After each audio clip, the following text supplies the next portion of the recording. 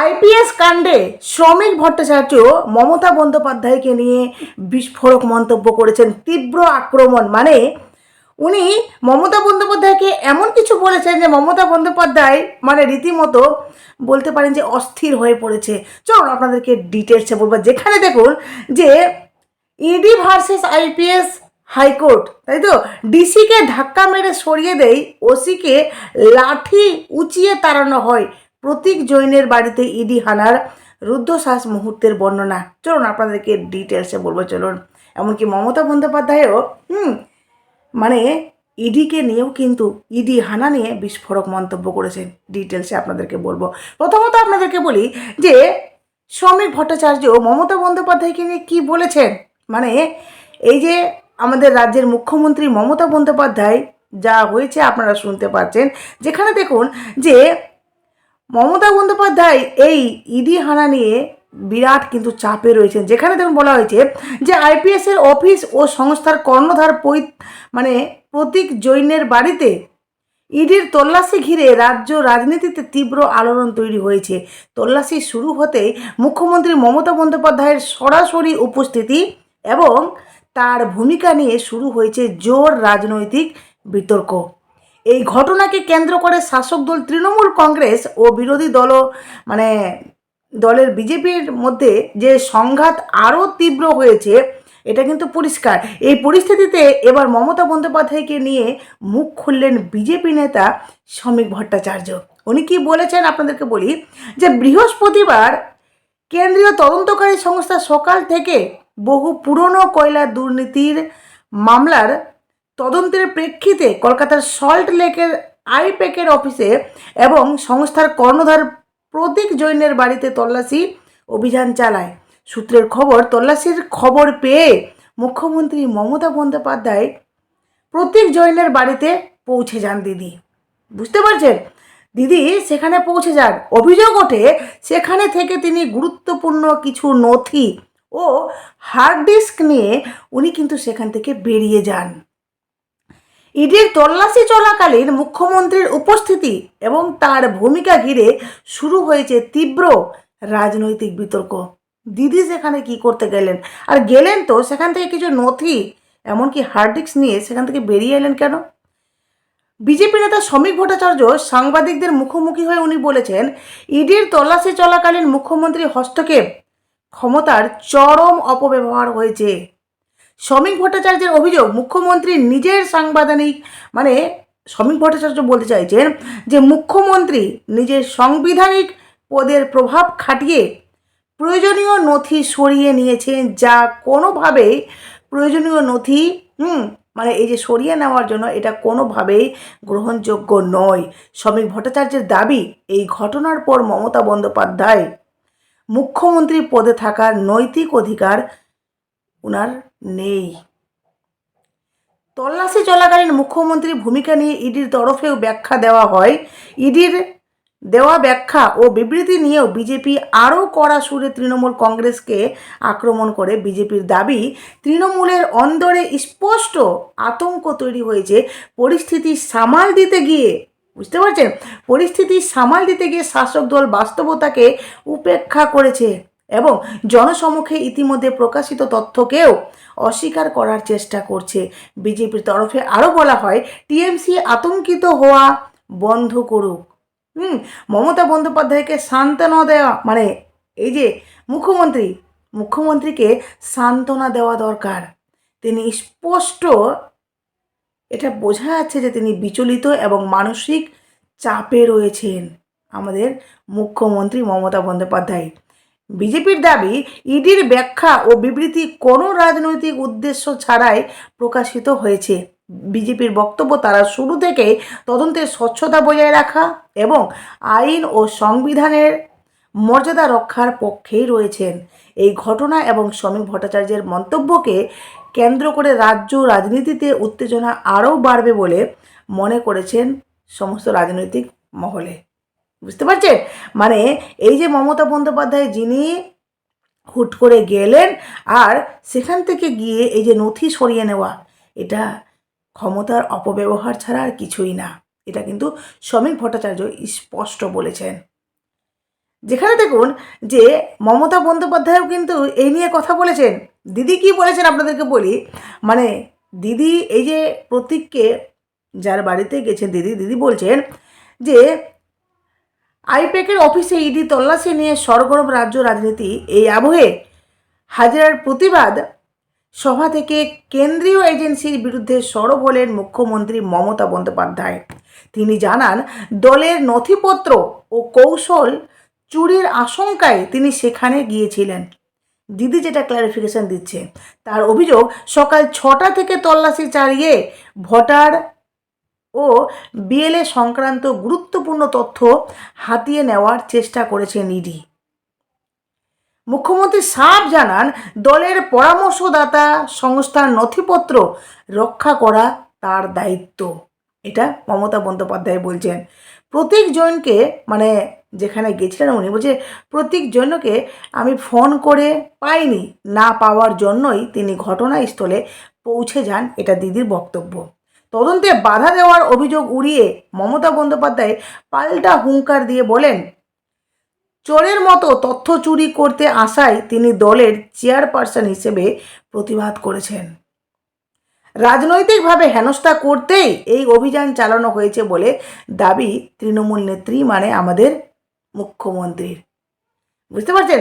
মানে ওই যে বলে না, দিদি সবসময় কিন্তু হুঙ্কার দেন, আর দিদি কোনো কিছুতে নিজের অন্যায় বা ভুল জানেন না। দিদিকে যতবার বলা হয়েছে, উনি যদি সত্যি শুনতেন তাহলে কবে উনি পদত্যাগ করতেন, তাই না? তো দিদি কিন্তু মানে নিজের দিক থেকে ক্লারিফিকেশন দিয়েছেন এই সমস্ত কিছুর। এখানে দেখুন বলা হচ্ছে যে শীতের সকালে ভোটের গন্ধ গায়ে মেখে রাজনৈতিক অঙ্ক কষা সংস্থা আইপিএসের অফিসে অকস্মাৎ মানে ইডি হানায়, হঠাৎ ইডি হানায় ইডি ও রাজ্যের নজরবিহীন সংঘাত সারা দেশ প্রত্যক্ষ করেছে। বৃহস্পতিবার 8ই জানুয়ারি আর রাজ্য রাজনীতি ঠিক এরপর থেকে তোলপাড় আইপিএস অফিসে তল্লাশি ঘিরে মানে যে তল্লাশি হচ্ছে সেখানে এনফোর্সমেন্ট ডিরেক্টরেট, ইডি এবং রাজ্য সরকারের সংঘাতের আইনি লড়াইয়ে এবার নাটকীয় মোড়। এই ঘটনাকে একটা নাটকীয় মোড় বলা হচ্ছে। মানে এই যে দিদি যে কথাগুলো বলছে বুঝতেই পারছেন সেখানে। তারপর বলা হচ্ছে আইপ্যাক শুনানি মুলতুবি, এজলাসে অসংখ্য আইনজীবী। জানা গিয়েছে ভর্তি এজলাস শুনানির শুরুতে সমস্যা, আদালতে বিশৃঙ্খল পরিস্থিতির সৃষ্টি হয়। বিরক্ত হয়ে এজলাসে মানে বিচারপতি ছাড়েন। এই কারণে মামলা মুলতুবি। আগামী 14ই জানুয়ারি শুনানি হবে বলে জানা গিয়েছে। শুনানির মতো মানে কোনো পরিস্থিতি নেই। আদালতে অ্যাকচুয়ালি কী ঘটেছিল সেটা আপনাদেরকে বলি। তৃণমূল দায়ের করা মামলা এবং ইডির দায়ের করা মামলা, জোড়া মামলায় শুনানির কথা ছিল শুক্রবার দুপুর 2:30 মানে 30 মিনিটে। কিন্তু এজলাস বসার আগে দুপুর 2টো থেকেই আদালতে ভিড় জমতে শুরু করে। রাজ্য সরকার ভার্সেস ইডির সংঘাতের আঁচে উত্তপ্ত হয়ে ওঠে আদালতও। এজলাস শুরুর আগে থেকে আদালতে আইনজীবীরা ভিড় করতে শুরু করেন। মামলা শোনার জন্য জুনিয়র সিনিয়র আইনজীবীরা ভিড় করেছিলেন আদালতে। এমনকি শুনানি শুনতে উপস্থিত ছিলেন চন্দ্রিমা ভট্টাচার্য থেকে শুরু করে তৃণমূলের লিগ্যাল সেলের আইনজীবীরা। গতকাল ইডি পৌঁছানোর পর ঠিক কী ঘটে আদালতে জানা গেল সেই রোমহর্ষক ঘটনার বর্ণনা। কি হয়েছে আদালতে, কি আলোচনা হলো সেটা আপনাদেরকে বলি। মানে কি জানা গেল, কলকাতা পুলিশের সূত্রে জানা গেছে সেটা হলো যে সকাল 9টা নাগাদ থানায় খবর পৌঁছায় যে 7 নম্বর লাউডন স্ট্রিটে অবৈধ অনুপ্রবেশ ও আটকে রাখার ঘটনা ঘটেছে। সেই খবর পেয়ে প্রথমে থানার একজন সার্জেন্ট পৌঁছান, কিন্তু সেই সার্জেন্টকে কিছু জানানো হয়নি বলে তাকে ফেরত পাঠিয়ে দেওয়া হয়। এরপর 9:15 নাগাদ, বুঝবেন, 9:15 নাগাদ থানার অতিরিক্ত ওসি কয়েকজন অফিসারকে নিয়ে পৌঁছান। পুলিশের দাবি, থানার কাছে তখনও রেড সংক্রান্ত বিষয় কোনো খবর দেওয়া হয়নি। অভিযোগ, অতিরিক্ত ওসি সহ অফিসারদের হুমকি দেওয়া, লাঠি উঁচিয়ে সেখান থেকে বেরিয়ে যেতে বলেন। আইডি দেখাতে অস্বীকার করে উল্টে উর্দি পরে থাকা পুলিশের কাছে পরিচয় জানতে চায়। অফিসারদের থেকে খবর পেয়ে ডিসি পৌঁছান। অভিযোগ, ডিসিকেও ধাক্কা দেওয়া হয়। সকাল 11টা পর্যন্ত পুলিশ উপরেই পৌঁছতেই পারেনি। উপরে পৌঁছলে কোনোভাবে দায়সারাভাবে একজন অফিসার আইডি দেখান।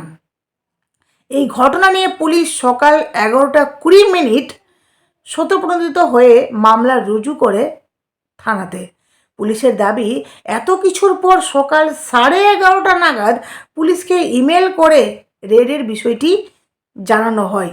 এরপর সিপি এবং পরবর্তী মুখ্যমন্ত্রী মানে আমাদের মমতা বন্দ্যোপাধ্যায় মুখ্যমন্ত্রী সেখানে আসেন। পুলিশ সূত্রের দাবি, বহু ক্ষেত্রে ইডি সিবিআই পরিচয় দিয়ে লুটের কিন্তু ঘটনা ঘটেছে। এটা পুলিশ সূত্রের দাবি যে বহু ক্ষেত্রে এই ধরনের ঘটনা ঘটেছে, যেখানে ইডি বা সিবিআইয়ের পরিচয় দিয়ে সেখানে কিন্তু লুটের ঘটনা ঘটেছে। হ্যাঁ, এই ধরনের ঘটনা অনেক জায়গায় ফেক ইডি পোশাক পরেও বা ফেক আইডি দেখিয়েও বা সিবিআইয়ের ফেক আইডি দেখেও কিন্তু এই ধরনের ঘটনা ঘটেছে, যেটা নিয়ে পুলিশ একটু সচেতন থাকতে চেয়েছেন। যেখানে বলছে, সম্প্রতি শেক্সপিয়ার সরণি থানাকে শুল্ক দপ্তরে অফিসার পরিচয় দেই বাড়িতে ঢুকে লুটের ঘটনা ঘটে। ফলে এমন অভিযোগ পেয়ে পুলিশ কিন্তু সেখানে পৌঁছয়। বুঝতে পারছেন?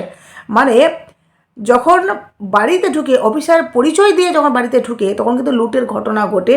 ফলে এমন অভিযোগ পেয়ে কিন্তু পুলিশ সেখানে পৌঁছয়। ইতিমধ্যে তদন্ত কয়েকজনের বয়ান রেকর্ড করা হয়েছে। তদন্তে ওই বিল্ডিং কয়েকজনের প্রত্যক্ষদর্শী। সিসিটিভি বাজেয়াপ্ত করার প্রক্রিয়া চলছে। আদালতে এমন এক বিশৃঙ্খল পরিস্থিতির সৃষ্টি হয় যে কোনো পক্ষেরই ঠিক মতো সওয়াল কিন্তু শোনা যাচ্ছিল না। আদালতের ভিতরে একাধিক ব্যক্তির আওয়াজের জন্য কারো কথা স্পষ্টভাবে শোনা যাচ্ছিল না। বিচারপতি বিরক্ত হয়ে আদালত ছাড়তে বাধ্য হন। পুরো আদালতে কিন্তু একটা একটা মাছের বাজার সৃষ্টি হয়েছে। সেখানে এত হইচই, এত চিৎকার চেঁচামেচি যে বিচারপতি ঠিকঠাক মতো কথাগুলোকে শুনতে পাচ্ছেন না। দুই পক্ষ যে সওয়াল জবাব করছেন সেই কথাগুলো বিচারপতি শুনতে না পেলে উনি বিচার করবেন কি করে? উনি রীতিমতো বিরক্ত হচ্ছিলেন, যার জন্য উনি আদালত ছাড়তে বাধ্য হন। পরবর্তী শুনানির জন্য 14 জানুয়ারি উনি কিন্তু দিন ধার্য করেছেন, তারিখ দিয়েছেন। এরপর ইডির তরফ থেকে মেল পাঠানো হয় আজ দ্রুত শুনানির আবেদন এবং বিচারপতি বদলের আবেদন নিয়ে প্রধান বিচারপতিকে ইমেলটি পাঠানো হয়। বুঝতে পারছেন? এই যে ইডির তরফ থেকে যে মেলটি পাঠানো হয় সেখানে বলা হচ্ছে, আজই দ্রুত শুনানির আবেদন এবং বিচারপতি বদলের আবেদন নিয়ে প্রধান বিচারপতিকে মেল পাঠানো হয়েছে। তো এই যে সমস্ত কথাগুলো আপনাদেরকে বললাম, যেখানে আরও অনেক কথা উঠেছে। এমনকি ভাবুন যে এই যে মমতা বন্দ্যোপাধ্যায় হঠাৎ করে সেখানে গেলেন, সেখান থেকে কিছু নথি সরালেন, এগুলো কি? এই যে সামনে ভোট, বুঝতে পারছেন? এখন কিন্তু পদে পদে দিদির কিন্তু বিপদ। কারণ দিদি জানেন যে এমন কিছু সামনে না আসে যেটাতে আমি নতুন করে ফেঁসে না যাই। এটা কিন্তু একটা ভয় রয়েছে দিদির মধ্যে, যার জন্য সজল ঘোষও কিন্তু মমতা বন্দ্যোপাধ্যায়কে নিয়ে মারাত্মক মন্তব্য করেছেন। উনিও মমতা বন্দ্যোপাধ্যায়কে নিয়ে বহু কথা বলেছেন। আর সেখানে আমরাও দেখতে পাচ্ছি যে এই নিয়ে চারিদিকে শুরু হয়েছে বিশাল একটা ব্যাপার। তো যাই হোক, আগামীতে কি হচ্ছে আপনারা অবশ্যই সমস্ত জানতে পারবেন। অবশ্যই সেদিকে নজর আছে। আর আগামীতে নির্বাচন, সেটাও কিন্তু আমাদেরকে খেয়াল রাখতে হবে, তাই না? যাই হোক, এখানেই শেষ করলাম। অবশ্যই আপনাদের মূল্যবান মতামত দেবেন। অবশ্যই নতুন থাকলে চ্যানেলটি সাবস্ক্রাইব করবেন। অবশ্যই নোটিফিকেশান অন করে পাশে থাকবেন।